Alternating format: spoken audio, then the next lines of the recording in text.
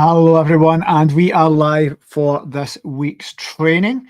There we go. Hello. Right on schedule today. That is fantastic. For those of you joining us live, thank you for your time. We record this on a Monday, 12:30 every single week. We do a topic. We bring something from within the knowledge bank of Pillow, whether that's myself, the team, any one of the department heads bringing knowledge to you guys, sharing some of our secrets with you guys there in the service, accommodation, property, or entrepreneurial space. If you are watching live, guys, let me put my little thing up, then please put a little question in the chat box. So if you're watching on replay and it isn't live, then hi, you can't type questions in, but we will answer them. Please get in touch with the team. But I'm making this specifically for our live people. So today's topic, let's have a little look at what we are covering today. 8 things you need to know as a serviced accommodation operator. Guys, we are going to get straight into this. We're going to tell you these 8 things, but have bonuses at the end. Again, no upsells. We've got 8 strategies to deal with this. 8 success strategies for you at the end. Totally free training, guys. This is a workshop. I want people to take notes. Action their businesses. This one here for me, it isn't one that's like, well, put on these forums or update your pricing. It's not physical tips. This is more mental, guys. I want to be clear. This one is all about having the right mindset as a service accommodation, holiday home, short-term rental host, whatever we want to call it. I've encapsulated it as service accommodation, but holiday home owners, we need to get this right, and I'll tell you why. Guys, this is super important. The mindset around your journey as a host and being successful is just as good as the tactics, as the skills, as the knowledge of where to put your property, what prices, how many beds to put in. Guys, this is absolutely golden if you want to enjoy what you do. Who doesn't want to enjoy what they do? Who wants to have a business in the background, or an arm of their business, or a department, or a portfolio of properties that drives them mad, that drives them crazy? And the one thing about short-term rentals is it's a very emotional, fast-paced industry. And if you're not in the right mindset for it, then hi, this isn't an industry for everyone. So let us battle through, guys. Let's have a little look. Now, the team always want to make these little pictures of me and put these up. So I actually have this here in the office. So that is where that came from. Stuff sitting about the office. It is a prop. Our podcast studio over there, we wanted to make it nice, holiday home themed. We are moving offices into our new centre of excellence, guys. We are going to have different scenes for these. We're going to have a holiday home theme, a bedroom theme, nothing dirty. Keep your mind clean, guys, just simply for doing training and case studies. But yeah, this whole office is scattered with holiday home things. So we almost have a holiday home here at the office. So that's where that comes from. The team just get me to do crazy poses there, guys. That happens to be this week's, just in case you wondered what I was talking about. There we go. Right, guys, let's move on. I want to get as much value to you guys as possible. I'm going to bring my comments up. Mine keeps restarting. Hopefully not, Rhonda. Hopefully we're okay. Guys, Mark is on. Thank you. Let me know that you are, we're live. It's not redoing. Maybe internet. I think we're good to go here. Please let me know. And Rhonda's saying mindset. This is mindset, guys. You can get all the training in the world. You can have the best product. If it's driving you crazy, you're going to want to exit the market. So let's start moving on with this. Guys, who is this training for? Predominantly people thinking about getting into the industry that don't know the difference between this and the buy-to-let market. Mark is telling me it is fine, so thank you, sir. That's good. Just in case it's our tech, we've got the podcast studio and the recording area set up. I want people to get the best, smoothest experience. So hopefully, Rhonda, you are seeing it well. Number one, people looking to get into this market. We are very clear, and we'll tell you why I'm doing this training. We teach all our hosts before they sign the agreements with us that there's certain traits and characteristics about this market that isn't for everyone. So if you're thinking about it, I'm going to tell you the differences in the approach from buy-to-let, from property. We are not in property, we're in hospitality. And that's the first thing I'm going to say. If you're writing down anything, we are not in the property industry, guys. We are in the hospitality industry. And next thing is existing operators. Guys, we can all be better at what we do. We can be happier. We've got marginal gains, even if we're operating fantastically well. Existing operators will get a lot from this as we go through. So this is just an extract from our host training. Again, we have a big training academy. I want to bring things every week so that we don't keep all the knowledge to ourselves.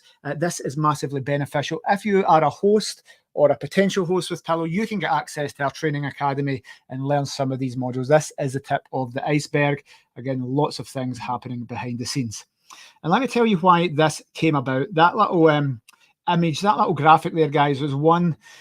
I did not do that for the first few years of Pillow. And it cost me dearly with time, and I would say unhappy clients, because people, remember when Airbnb first came out, guys? Remember when the industry, when people started selling courses, when the term serviced accommodation sprung up. Now, you'll notice this, I made that image, you won't be able to see it, before the term serviced accommodation, before that was a thing that trainers and mentors created. It was just the holiday home industry. It was furnished holiday lets.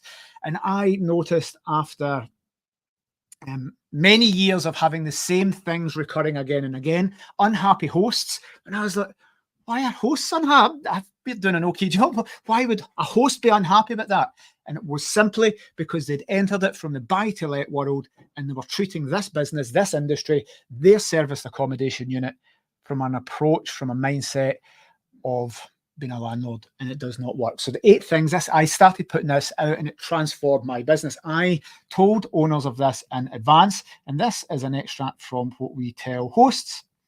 We tell you these things in advance to set expectations and avoid disappointments. Of course, these things may never happen, but at Pillow Partners, we like to let you know the reality of being an operator. Those 8 things in this little slide, and the 8 things I'm going to go through, which we have massively refined over the years, these are the things that came up time and time again, and we want to be super, super clear that these might happen. Expect these things. So it's 8 things to expect, 8 things to know.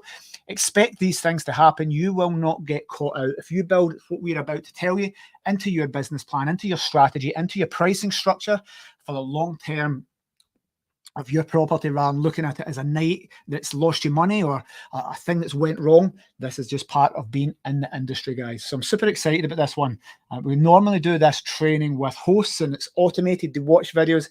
I love doing it live and telling you these 8 things. Let's have a look. Now, as we go through, I'm going to explain 8 different principles here to expect. These things, I'm going to say will, they might not, but let's assume they will. Let's build that into our mindset and our business operations. But if I go through this and I sometimes get feedback and pushback, well, I don't accept that. I don't accept that. You're wrong. Nope, I will never put up with that. Nope, I'm not going to do that. Then if this is a reaction you have to any of these 8 steps, guys, this industry is not for you. If you're watching this and you start feeling your heart rate rising and you get annoyed and you get angry, I would smash a guest in the face for doing that. No, if a guest did that, I would be raging. I'd take to the internet. I'd sue. Well, that emotional reaction there means you should not be in this industry, guys.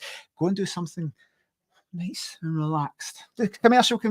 Commercial. Let's put a tenant in for 25 years. Do buy to let. Do something. Pass it to an agent. But mindset is important. So if these things are going to upset you, let's not be in the industry. So moving on to the 8 things, guys. I'm also going to bang in some case studies of things that have happened, why I've brought these 8 principles into the business. As we go through, ask questions. If they're short and sharp, I will bring them in and answer them, bring them onto the screen. So if you type your question in, type it in, I'll bring it onto the screen. There is Sharon. Hi, is this able to be accessed later? If you have registered for the email and put your email address in, then it can be accessed later. Yes, if you haven't, you happen to be watching it elsewhere on a live stream that you've not registered, let me know and we will send you the link. So great question. So that is the format. If you have questions, I can bring them in onto the screen. Super. Case studies. Beautiful. And then we're finishing with the 8 strategies for success. I'm going to bring you some information, the 8 things to expect, which is mindset, Aye, and I love a little bit of implementation, guys. Not all about listening, about mindset. That's important. We bring you 8 things, 8 ways to make the best of the training today. Again, no upsells, no selling anything. Free training for my beautiful industry peeps and connections all over the world. So 8 things you need to know as a service accommodation operator. Number 1, guys, is guests will always cancel their bookings unexpectedly. We've brought this simply because a guest cancelled and you need to take them to court for the money. That's your job as a managing agent. How dare that guest cancel? That's left me without income. These things happen. Expect guests to cancel bookings. Think about it, guys. If you are taking a trip somewhere and you book a couple of hotels, how often do you book on booking.com's free cancellation and then cancel? I bet you guys do it. I bet you every single person watching this has at some point made a booking and then cancelled it out with the cancellation period. Now, that could be a couple of nights, and it's not a problem to a Hilton because they've got 100 rooms and they'll fill it, but it may be a problem to a service accommodation operator. After lockdown, I bet you people have been booked 3 different things in case one cancelled, in case COVID restrictions changed. You'll go on holiday, you maybe book hotels and cancel one. It happens all the time. That's part of the industry. If a guest cancels, then don't worry. Remember, if you're a holiday home operator, you could have a guest in the week and a guest at the weekend. That's 100 a year, guys. If you're in this for 10 years, then you've got 1,000 guests. Is it reasonable to expect one of them to cancel? Yes. Is it reasonable to expect one guest a month to cancel? Yes. They may not. You may never have a cancellation, but I will tell you guys, do not get emotional if a guest cancels. A few things. If it's out with the cancellation period, you need to have your cancellation period set up correctly for your risk profile, for your business strategy. Some people you see it on booking.com, you can cancel up to 12 o'clock the day of arrival for Premier Inn. But if you're on booking.com, you can pick different ones, much more expensive to get a free cancellation up to the day of arrival or 24 hours before arrival. And you'll see the same room advertised at a much cheaper price because you can't cancel ever. Depends on your property management system, guys. It depends on your software and it depends on your procedures and your risk profile as to how you set those guest terms and conditions.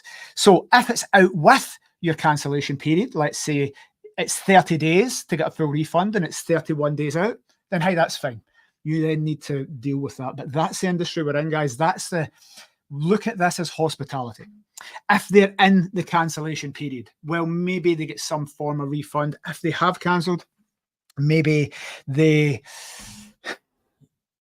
are due to get none of their money back. You may want to give them it. And now, if they're in the cancellation period and they cancel, you're quite right to keep their money. They've signed up for those terms and conditions, guys, but it isn't that simple. Anyone watching this that's operated for any length of time says, yes, out with cancellation. They've maybe not paid money. They've maybe paid money you need to give back, blah, blah, blah. But it's within the cancellation period. It's coming up to the bookings. Every serious operator watching this now, live or on replay, will have had someone within their very strict cancellation period, the day before. Oh, I want to cancel because I can no longer make it. Do we give them that refund? Now, if they've just booked 2 places and they're cancelling you at the last minute, again, of course, just keep the money. That's what they've signed up for. But here's where it becomes difficult, guys. What if somebody's died? What if we've had ones, I've just been diagnosed with cancer. My wife's just died. Somebody's passed away. My baby's in hospital.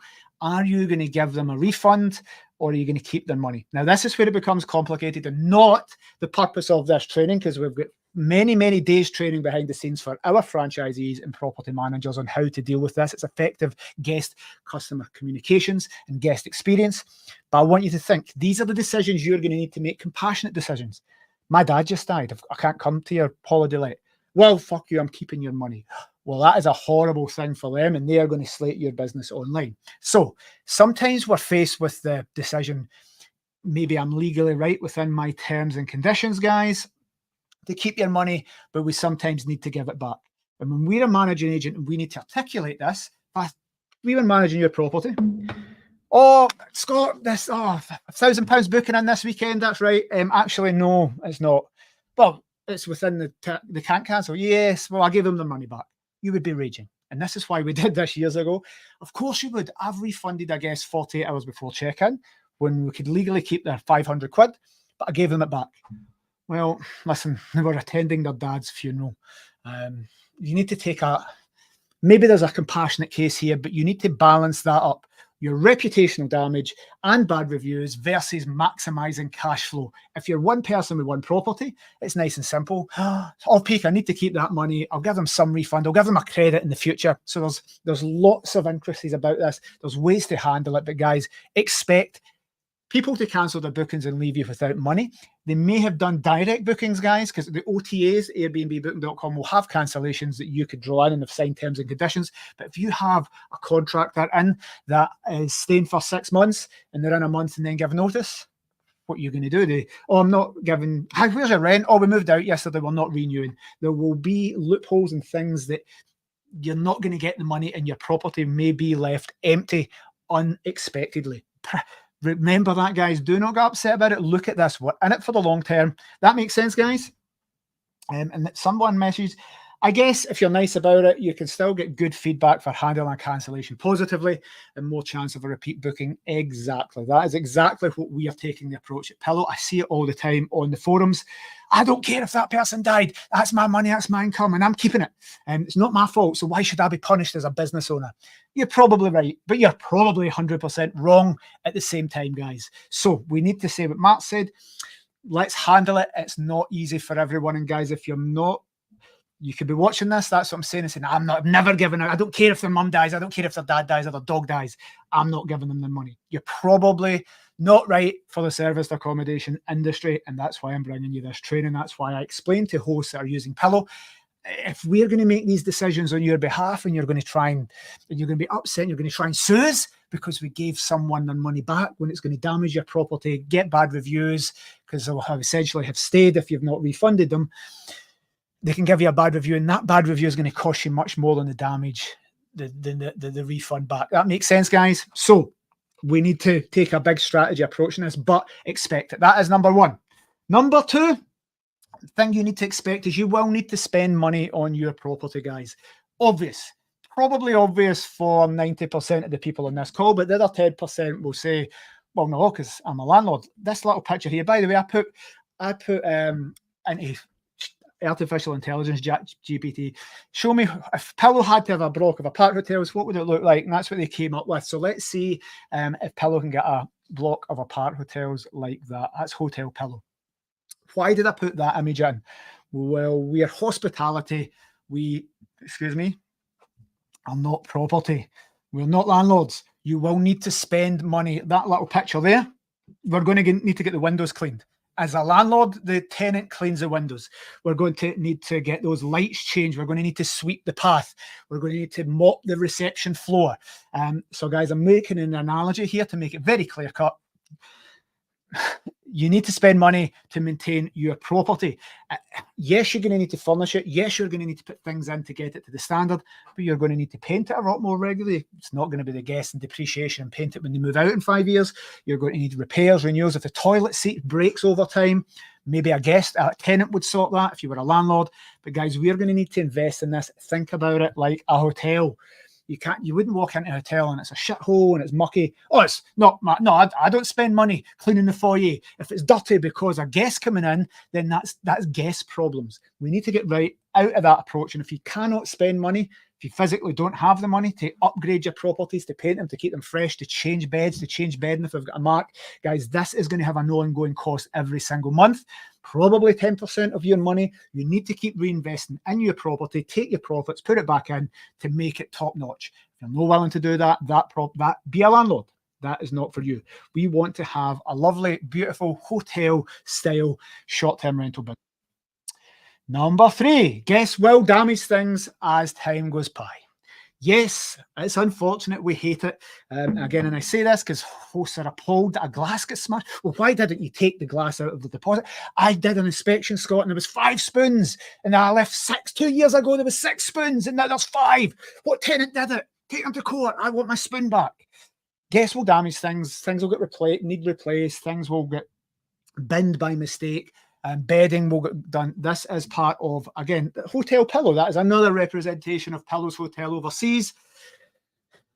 Things get things get wasted in hotels. You've been in hotels, sometimes you spill a little bit of red wine in the carpet, something else in the bed, spill something, knock something over. That hotels expect that damage. They build it into their cash flow, they build it into their profit margin, they build it into their nightly rate. So hotels don't walk in and say, oh my God, they've smashed a cup. Somebody's had a cup of tea. And they don't run down and say to the manager, look, this cup's been smashed. All the times on the forums, guys, I see, I can't believe a guest smashed a plate. How dare they? And they go to the Facebook forums. Tell me in the chat, guys, if you've seen this. The holiday let forums bitching about a guest smashing a glass or something. How dare they? They've scratched a spoon. I don't know how many times a landlord's threatened to take us to court over 18 years about a spoon. A spoon been missing. Why do you not count the spoons? A guest has damaged a glass. They've chipped an IKEA glass at 49 pence. Take money out of the deposit. Guys, you can do that, but it's definitely going to affect your reviews. And every bad review you get is going to affect your future income. So there's lots of things we need to be aware of here, guys. Yes, you can take money for a bit of damage, but build it into your rates. Amateur operators do not expect these things. Amateur operators are cut out. Oh, I didn't put money in for cash flow to replace towels or bedding at some point. Yes, you should. It means you're an amateur. You're not a professional. This is all about acting professionally rather than just jumping in and not expecting these things. So, guys, that makes sense. Expect it. Guests will damage your things. Yes, you can take deposits in some instances. Yes, you can replace it. You will not always get the money back from them for it cost you. There's depreciation, and you may be able to get claims from credit cards and insurances and these things. But guys, just expect guests to do this. Do not get emotional about a spoon being missing. Don't get upset by a glass being smashed. It is part of your operations. And if you're an amateur thing, you will get emotional. You'll get angry. You'll be phoning guests up. You'll be giving them crap online. That's just an amateur way to deal with it. Hopefully that makes sense. Well, this is that would be labour intensive. Yes, I've had some many years ago, and I can share it here. I'm happy to. For it's cutlery been missing. You didn't check the cutlery after each stay. Well, who could possibly do that? I mean, the cleaners should be checking the cutlery after each day and providing me with a full inventory of any crockery that isn't there. Guys, somebody needs to pay for that. And if I had have done that and charged the host another £30 a clean, then guys, the host would have been more unhappy. So we need to expect that damage. We need to be realistic, and we need to understand there will be some damages as we go on, even from great guests. Guests that are paying £5,000 for a 2-week luxury stay in your villa. A child will knock something over, but you've had £5,000 over them. There's always a deposit, guys. And if you set your deposit or your guest insurance up the set way, we should not be getting emotional about things being broken. It's part of business. We relax. Hotel pillow again. Good. Number 4. No matter how amazing your property is, some people will still give you bad reviews. This is really hard for some people to get their heads around. It really, really is, isn't it? I say, well, it's obvious, Scott, as are all of these. But some people on this call, and some of our owners put blood, sweat, and tears into their units. It's been in their family for generations. They've hand painted it. They've done the decor. They've done the soft furnishings. The properties are beautiful. We have so many amazing, beautiful properties, and thankfully, so many amazing hosts that really take care. If there's a little, if there's a little, they'll go in and paint it. If there's something, I'll change that carpet. I'll renew things to make it absolutely beautiful. And when people put that passion, that blood, sweat, and tears, they're investing back in to give the best product, and then a tenant gives a really shitty review that's unrealistic. Guys, this happens. And I bring this in because, again, hosts back in the day would say, this must be Pillow's problem. My property's fantastic and amazing. They gave a 3-star or a 1-star review because of something. Then I sue you. You've damaged my property. This is you guys must have done something. I said I'd give case studies. I got a bad review in Glasgow. If anybody knows the Glasgow portfolio, it is a property called Cutty Sack, and it's on Clyde Street, overlooking the Clyde. Beautiful 2-bed corporate light apartment. Get crazy money for it. Somebody gave us a 1-star review. Why? Because they stood in dog shit in Glasgow city centre. They stood in dog shit and gave us a 1-star review for the public street in the middle of Glasgow. And that review still will be on TripAdvisor somewhere, Trustpilot somewhere. A 1-star review for that property. And I saw a 1-star review, that guest wasn't happy. Did you read the review? Yeah, well, read it. They stood in dog dirt. So these things happen, guys. Somebody didn't like, there was gangs of people at shops, a great apartment, but they didn't like people were hanging about the shops. They felt unsafe. It gave us a bad review. Well, we can't, nothing we can do about that, guys. As a host, as you guys on the call just now in the video can say, well, that's not Pillow's fault, but that does happen. And guys, this will happen to you. Anomalies, neighbours making noise, somebody parking in their parking space, train strikes was another one. I couldn't get to the property because of rail or some strike. Guess we'll leave bad reviews, guys. Going crazy to these reviews and getting very defensive and emotional will not do any good. You see these memes that appear online, guys, of hoteliers, small B&B people going crazy. If you don't ever like it, chill out, relax, expect it, take a hit and just say, how do we respond professionally? This isn't a training session on how to do that, but one tip for us, we don't reply to reviews for that person. We reply for other people reading. That person has made a decision. Logic and reason and facts and reality will not change that person's review, but we can only explain nicely, apologize, make sure we've made that right for the next guest, even though it isn't ours. But for any of you guys reading, you would say, oh, well, I take Pillow's side there. Yes, it's a 1-star review. And they say Pillow's bad, or the host's bad, or the property is really bad and they should not have it and it should be illegal. But actually now reading that response from Pillow in a professional manner, guys, you reading those reviews will take our side. But if I went on and asked, if you know you're totally wrong, that makes us look bad. Do not do that as professional hosts.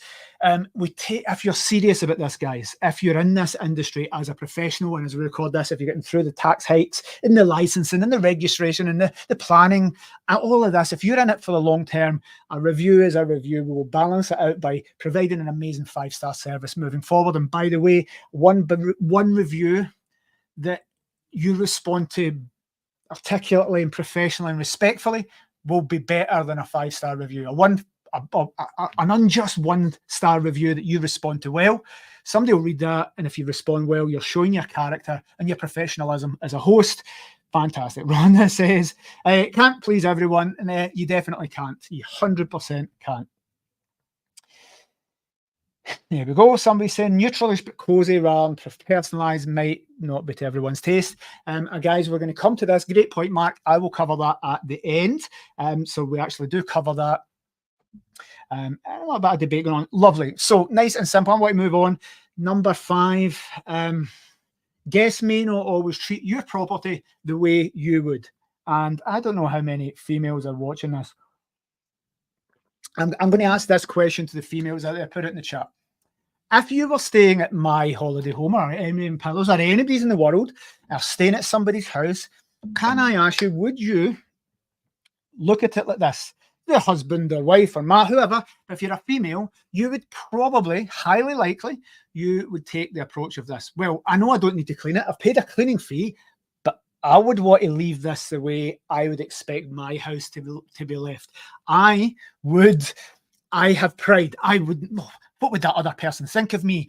And a guy will be like, don't worry, sweetheart. They pay the cleaning fee. That's all included in the price. And the wife, the female, will be like, I'm not leaving this property a mess. So they're not they're saying me. Yes. So women have a little bit of, I will say dignity. Guys as well, by the way, it's not a sexist remark, but women and the MD I speak to, hosts, say, well, why don't they leave it the way I would treat it? Because I would clean it. I wouldn't have the brass neck. I wouldn't have the gall to leave a mess. I would clean up. I would maybe mop. I'd go above and beyond. Rhonda saying yes, I'm left to do it. Generally the way, and guys, Judy said yes as well. And I'm saying that of supreme confidence that 99% of women will do this. There's Lorna saying yes as well. And the difference being, women will do it and they'll do a good job of it. A guy will intend to do it and he'll get a cloth. Again, tell me if I'm right. I wiped the worktop, darling. You took a dirty cloth, you wiped it in and you left. There's a difference. So guests may not always treat the property the way you would. There's a mixture of this, really. One, they've done it intentionally because it's like, well, we've had a party or if things get out of control and they're gone. They're just not nice guests. And they would not treat it the way you would treat it, with respect, with love, and again, with a little bit of dignity. But guests aren't like that because, again, if they're booking through Airbnb, they probably will take slightly more care because they know they get reviewed. If they're booking through booking.com, as an example, it's a hotel. They don't expect to do this. They may not follow your rules of bagging stuff up, taking the linen off, taking the bin down to the end of the garden and doing all the things, loading the dishwasher. So there's sometimes a discrepancy from what you expect and what they are willing to do. And again, the next thing, some people do make an effort. Guys probably will make an effort. And guys will say, oh, well, I cleaned the property for you. We get this with contractors all the time. And they say, Emma, oh, don't worry, Emma, I gave that a right good clean. You'll never know we're there. And you go in and it's a bomb site. And guys have like, well, I put all my beer cans in the wheelie bin, but there's still beer can stains. Oh, well, I mopped the floor, but they didn't put any squishy liquid in it. They just wiped them up round. Oh, I cleaned the bathroom. You did, but the bathroom was an absolute mess to start with. So it wasn't as clean as what a woman would have done it. So people do make an effort. People do try their best, but their best is not going to be good enough. It's not going to be equal a passionate host that puts blood, sweat and tears in. So guests may not always treat your property the way you would. Again, final little one here, just because I want to use these slides of the hotel. That is Pillow Hotel. Think of the hotels you've went to. And not you, but the guests. Of 100 rooms, you will get guests who mistreat properties. Sometimes intentionally, guys, and sometimes just by the nature of rushing. And this is a final point. Sorry, I didn't mean to clean it, but I was under pressure. Checkout time was 10 o'clock. The cleaners were there to clean, so I kind of just left it.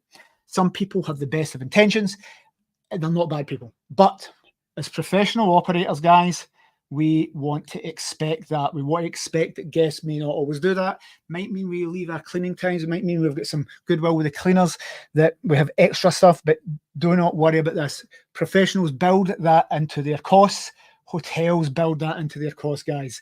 They do not turn up and say, oh my God, I can't believe the kettle's broken. We don't have another kettle because we did not expect a kettle to get broken. Oh my God, a pillowcase has got mascara on it. We didn't expect that. That's totally out the blue. Yep, there's another rec bed. Yep, there's another thing. It's all built into the price. Clear, guys? Some guests may turn out to be frauds. There's a few elements to this. Frauds. They may turn out to be bad people. They may turn out to two things. One, not be the people who booked the property. It could be Sarah Smith that booked the property, and you turn up and it's four dudes. Maybe somebody's booked it on behalf of someone else and there's no bad intentions. It's just some person has an Airbnb account and the other person doesn't. So sometimes guests turn out not to be who they say they are. Sometimes guests circumvent the systems and say, oh, there's only two of us when there's four of us. Again, that happens all the time. Whether your property is set up for four and they try to lower the cost by saying there's fewer people, if that makes sense. They're booking fewer people to lower the cost, save a few pennies. Cool. But sometimes it only sleeps two and they've got four in. Why? Because they've been out in the Randan, they've been at the races, they've been at a wedding and they've brought people back. So you think, I've only booked for two and four people turn up. Some people are genuine frauds. Nearer London we are, guys. Any London operators there? Towards the end of last year and the first year of this month, credit card fraud was out of control, clawbacks. So what happens, we've tightened up our procedures, extra layers of verification, facial recognition, passports. It's companies that search the email address to see how long it's been operating, to see if it's associated with any fraud. We need to get sophisticated as operators because there are people out there will book your property, and the refund policies of Stripe and the credit card process people and platforms like Airbnb will always take the guest side. They will take the consumer side. Where there's potential financial fraud, the guests are frauding you, but payment processors like Stripe will protect the guest. You'll send them CCTV footage of them walking out your property, and they still will take the guest point of view. And the guest said, that wasn't me. I don't know who that. I don't know what that charge was. So we need to be very, very careful. Mark says, is it not best to use professional cleaners after each guest and before the next check-in? Absolutely. Your cleaners are your power team, Mark. You want them to be your eyes and ears. Operators don't always stay next to it, especially if you're a self-managing person. Companies like Pillow, not a problem. These things are minimized all across the board, but your cleaners are there, going back to the last one, Mark, to be your eyes and ears, to check for damages, to move furniture back to where it was, to make sure things are where they were meant to be, and follow that picture perfect textbook resetting of the property. Think Premier Inn. They walk in, it's the same thing. The bed's there, the chairs are there, the cushions are there. There's three bits of milk, 2 tea bags, everything. It resets. So yes. So back to this one. Guests may turn out to be frauds. Maybe there's no harm in it, and it's not who they say they are, but there's a good chance if you're slack in your procedures, credit card fraud will catch you out at some point. So we need to expect this as hosts if we scale up more larger operators. If you are a letting agent or a managing agent like Pillow, and let's say each of these represents one of our franchisees and property managers. This is the areas we operate in across the UK. One of these areas, probably every week, if we've got 1,000 properties we look after, there'll be a couple that are subject to credit card fraud. We may catch it, and we did a leadership meeting earlier today where we don't let the fraud happen, because it's like, wait a minute, you've booked a property. Your address says you're 4 miles away. Why would you be booking a property?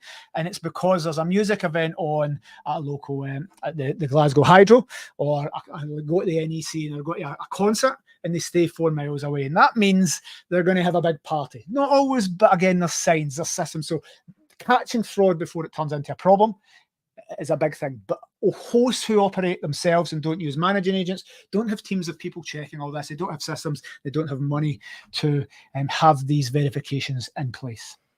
Number 7, very clear to operators, you may have gaps in your occupancy. Guys, don't fall for these courses, these 2-day fucking courses or a webinar. So, yeah, if you take a rent-to-rent property off me, you'll have 120% occupancy. We'll put a sofa bed in and you'll get so much money. Guys, we need to be very careful. We're not being sold. Rent-to-rent deals are a classic. Many years ago, rent-to-rent was starting to become mainstream. We'd take these deals with hundreds and hundreds of rent-to-rent deals.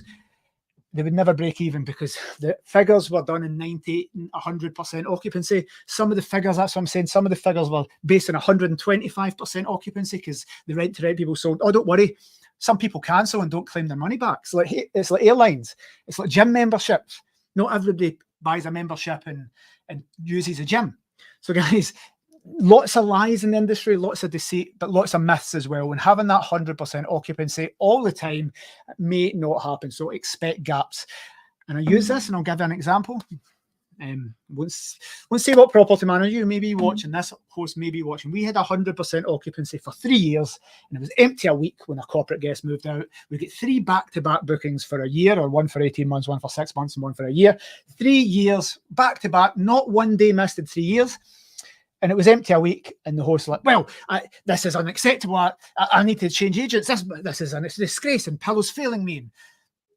If I'm telling you that, if you had 3 years of corporate bookings, great, above market rent, fantastic, and no cleaning fees, 3 years of 100% occupancy, no cleaning fees, and it was empty a week, then would you jump agents because you think we're failing you? Do you think we're letting you down? Well, that happens, and that's why we're very clear to people. There may be gaps in your occupancy, guys.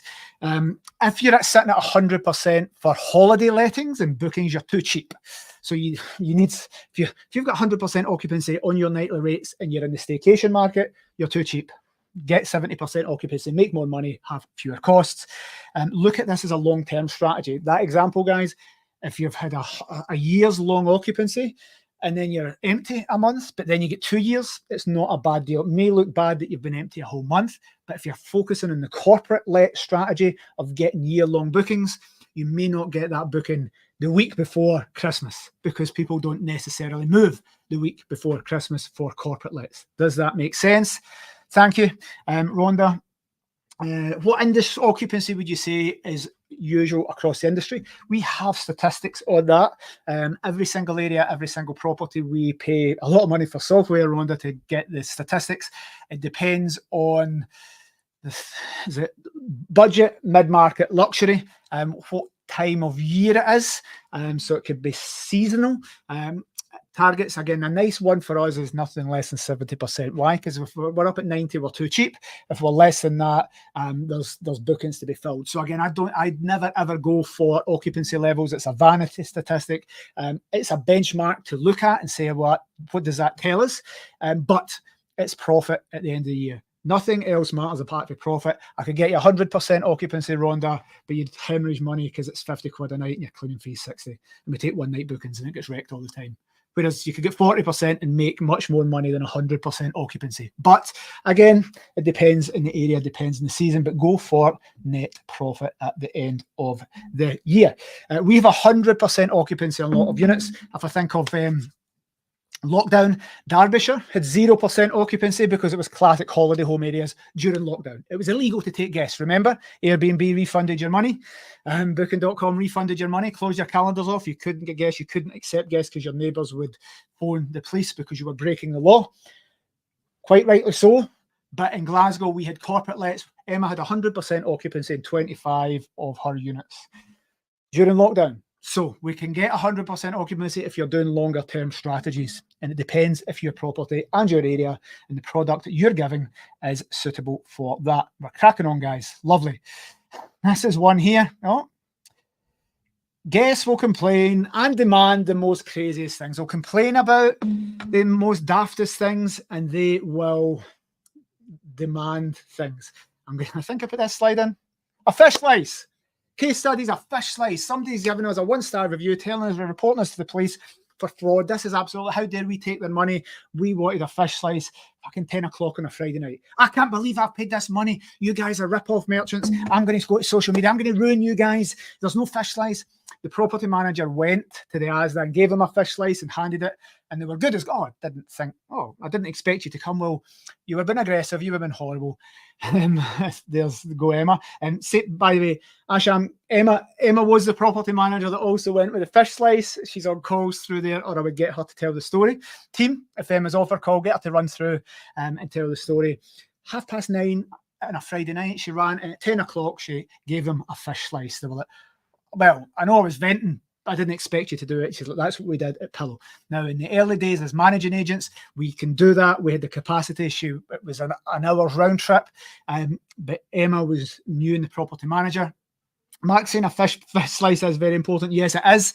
But could they have waited to the next morning? So, ruined many holidays. Yes, it has. How dare you need to move fish with some other implement? So, that is an example, guys. Guests will demand stuff that you did not expect. And I'll give an example. When I first started this, I thought a different perfect, everything there. They phoned up demanding a serving dish. Well, you rent me here, Scott. My family's here and we don't have a serving dish. Is there not a serving dish? Oh, dear. I didn't know. I'm sure I put a serving dish in, and then jumped off the phone and Googled what a serving dish was. I was younger. I was naive. I didn't know what a serving dish was, and I didn't put one in. But I ran over and got them one. So if a guest is asking for something stupid, like I want an extra bed put in for a night because I don't want to share a twin room. I want 2 doubles in. I want to take the twins away. Again, any Americans on here? Demanded that they booked a twin room, and Americans that played golf were big macho guys, demanding they'll come and smash my face in, apparently, if I didn't drop 2 double beds off to them within an hour. And they were Americans. And I said, I'll be there in 2 hours, guys. You don't know who you're dealing with, Scott. There's 5 of us here over for America. We're going to play golf. And I'm like, guys, I'll arrive, and there's 5 of you. I don't know who you are. I'll arrive without the beds, and you do what you need to do, guys. If there's 5 of you versus me, as long as I can live stream it to the internet. And those guys were good as gold, but they phoned up demanding them to destroy my business, report me to book. You know what Americans are like? Well, my attorney will be in touch. We're macho golfers. We don't share twin rooms. We want double beds. That was resolved. But again, communications, I had a bit of fun with that. I'm getting threatened. I couldn't allow my staff to be threatened, to get beat up. Come and beat me up. See what happens, 5 American golfers.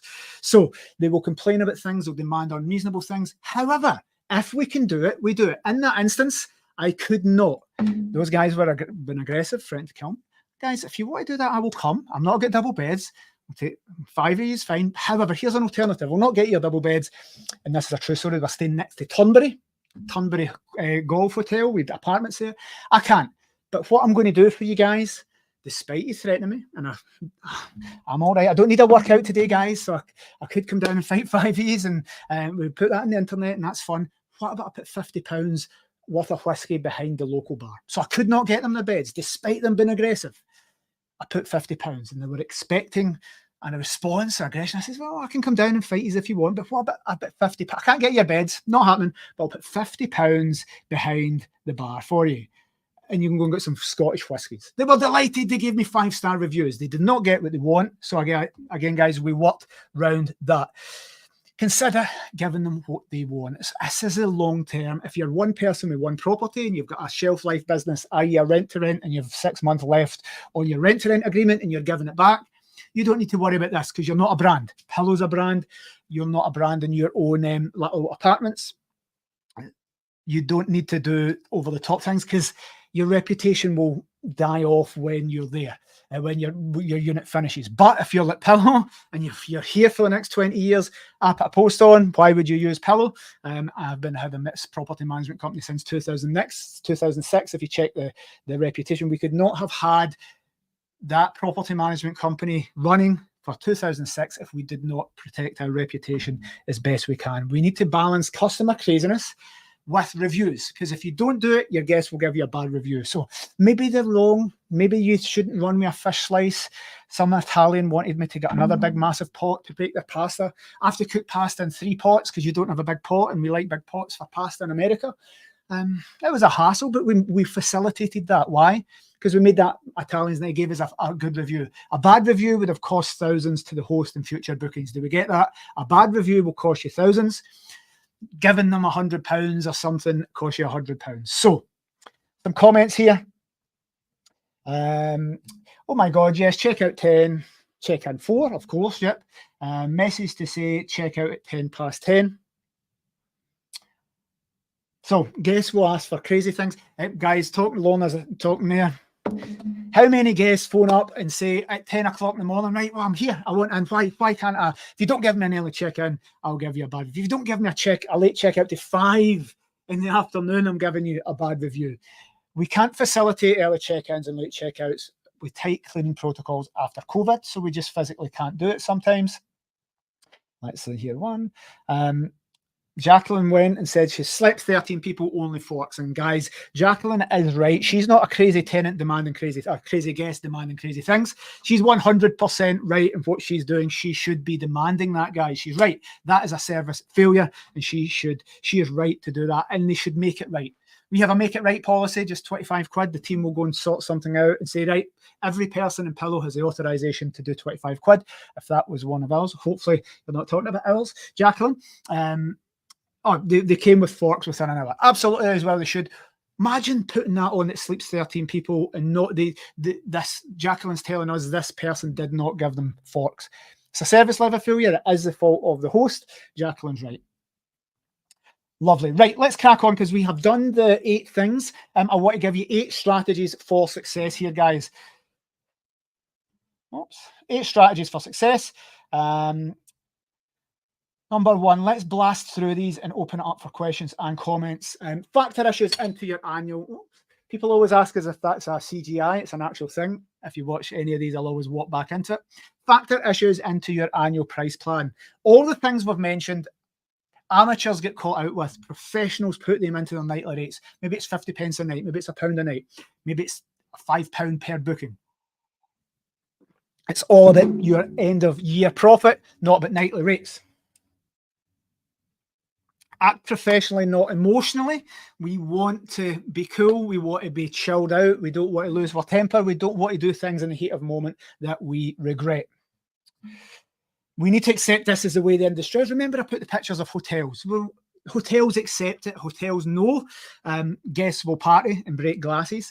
Hotels know other people will come back to the room after music concerts. Hotels know there will be mascara and unidentified stains in the sheets, so they build that turnover into their profit and indeed their operations. If what I've said is, well, I'm not going to give this. No, that's not. Scott's wrong.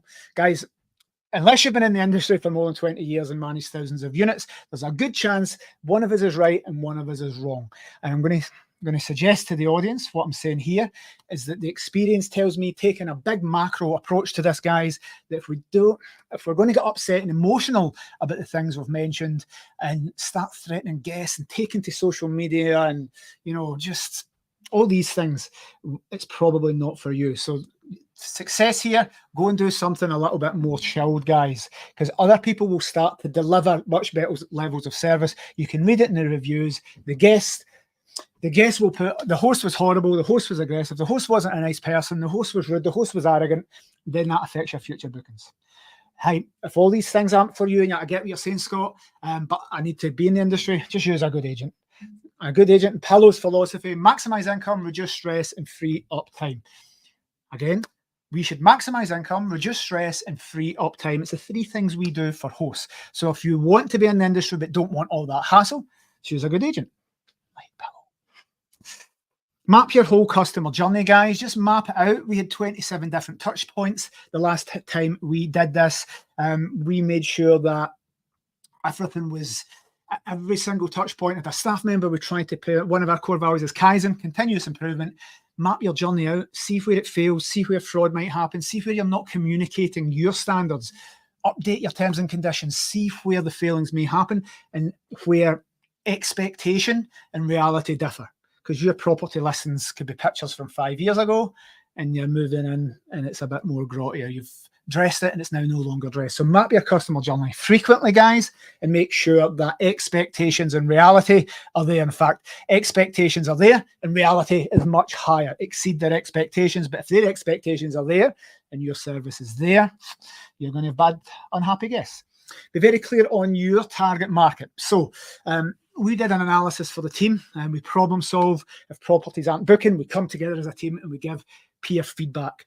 And one of them was, this was a property and it fell in between mid to high level market rents and corporate contractor lets. Won't say where, it was in a city, but it slept 9 people. So that means it's large groups, perhaps city centre, large group type bookings, but the owner wanted to accept high-end guests and there was a discrepancy. So they wanted high-end guests, but it was set out that it was set for contractors or group bookings because there was sofa beds and it was a big property. There's plenty of room for 9 people, do not get me wrong. But there was a mismatch on what it was meant to be. Who was the target market? The target market ended up being parties and large group bookings in a city centre. Use your imagination. But the host didn't want that. But it was perfect for people who slept 9 people. So that's who they got, groups of 7, 8, 9 people. But they didn't want that. They wanted a nice professional couple. So we're going to change the layout of that property. So that evolves, that as stops problems. Number 8, build your relationships with guests before they stay. I'm going to bring that up to the screen there. Build relationships with your guests before they stay. I don't have time to go into the ins and outs of the guest communications because it's a 2-day training for us, 2-day workshop on this alone for our staff. We spend 2 full days on this one topic and I'll cover it in 30 seconds. If you can phone your guests, if you can build relationships, they're less likely to damage your property. You get to know them, you can spot errors, you're going to get more return bookings, you're going to get them taking care of your property. Remember the very first thing we said where the lady said, yes, that's me. We said, if you can build a relationship and there's a face, there's a person, there's a personality behind that property, they're much more likely to take care of your property. What we want to do at Pillow is show people we are not a big Hilton hotel chain. We're not a corporate. Each one of these properties that we have are individual owners. It's people's livelihoods. We want to build up that impression to the guests. We appreciate you coming. Thank you, because you're helping this owner here provide an amazing service. This is their livelihood. They want to give you an amazing service, and all that we want in return is you to respect their property. So, guys, this is meant to be 45 minutes. There's so much content. I always try and squeeze too much in. This is a little part of the training for our team. We give this training to hosts that join us at Pillow. So everything we've spoken about here today, our hosts get. We want to give them this training, but I'm happy to give it to the industry to raise that level in the industry as much as possible. And guys, we're always open for discussions and partnerships. This isn't to get hosts. This is just a a webinar for information. But guys, we are always, that is our bread and butter. We want as many properties, and more properties we get, the better standards we can get for everyone, the more occupancy we can get for everyone. So that is our bread and butter. That's what we do at Pillow. We manage short-term rental properties. We maximize income, reduce stress, and free up time. So I'm going to pull those slides off. A few comments, guys. I'm going to finish up. So we're done for the hour. Any final comments or questions, please, from the audience? I'll bring them up on screen. We'll just spend the last minute taking the comments. Politeness, empathy, and professionalism is a key. I like that. Keys to the industry. Having worked in pubs and bars, and that's a great point. Pubs and bars is hospitality. When we do training, we're like, imagine there's two receptionists. One's turned up, they're nice, they're polite, they're happy, they're positive, they greet the guests, nothing's a problem. They show them to, oh, okay, well, listen, I'll get that for you. What a hairdryer, not a problem. That one's there. Doesn't want to be there, hates life. Everything's a problem. Not my job, no. Doesn't on their phones, not seeing the guests coming in. That's the difference between hospitality and property. So yes, thank you, Mark. And last comment here, I think, from Rhonda. Been firm and polite, the way they're been extreme. Yes, so great point to finish on here, firm but polite. Guests, I put the term crazy in for guests. They will expect crazy things, guys. Yes, they will. Some hosts are crazy, so it's nothing against guests. Some hosts are crazy, and we need to deal with that at Pillow. Absolute crackpots. They want to make, oh, well, my guests broke a spoon, I broke a glass, I bought £1,000 off them. So there's extremes on both sides. So it's not against guests, not against hosts. We come in the middle. But being polite and fair with guests that are refusing to move out, because guests will say, well, I'm going to stay for another hour because my train's not to then, and you need to get your cleaning team in for a fast turnaround. We need to be polite here, guys. It takes a certain level of gumption, a certain level of confidence and authority to be a service accommodation operator. There are some extreme situations where you need to physically pop guests out if they're noisy, or there's too many people, or not who they say they are, or you had noise complaints for the neighbours, or still in when they should have left, like we've seen in the examples here. You need to be polite with, you need to be firm with these people, but polite, confident. And again, that isn't for everyone. That's why we love a kind of network of people here at Pillow. We're not going to send young female members of staff to deal with these potentially confrontational issues. Somebody will go that is appropriate to that. Sometimes a nice fun voice in the phone, you're right, Rhonda, solves problems, but fairness is there. And we're in the hospitality. I'm going to finish on that. That's why I say this isn't for everyone. This is the 8 things to expect, guys, with a little bonus of 8 strategies. This is not for everyone. And I'd say over the years, 50% of people that have used us, and again, we're talking 20 years, 18 years, should not have been in the service accommodation industry. You see it in the forums, you meet them at networking, you meet them at training. They're not geared up for it. They're going to get emotional about these things. They're not going to spend money on their properties. They're going to get they're going to be in emotional turmoil. And that's the words I'm going to end on, emotional turmoil. We don't want our chosen industry, our pride and joy, our property to cause us hassle.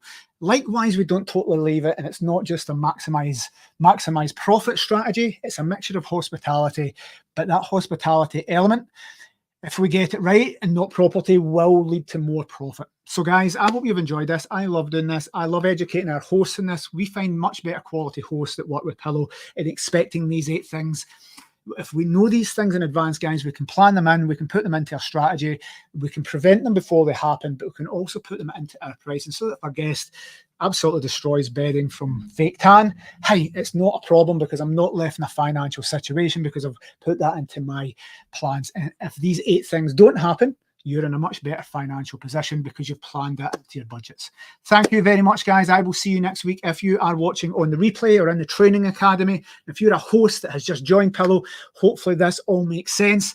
Thank you. If you're watching back, if you didn't get your questions answered, please put them in. And thank you for everyone on the live stream. This has been a really, really great live stream because I've had some participation. It makes it easier than me just talking to the camera. Thank you very much, guys. Enjoy your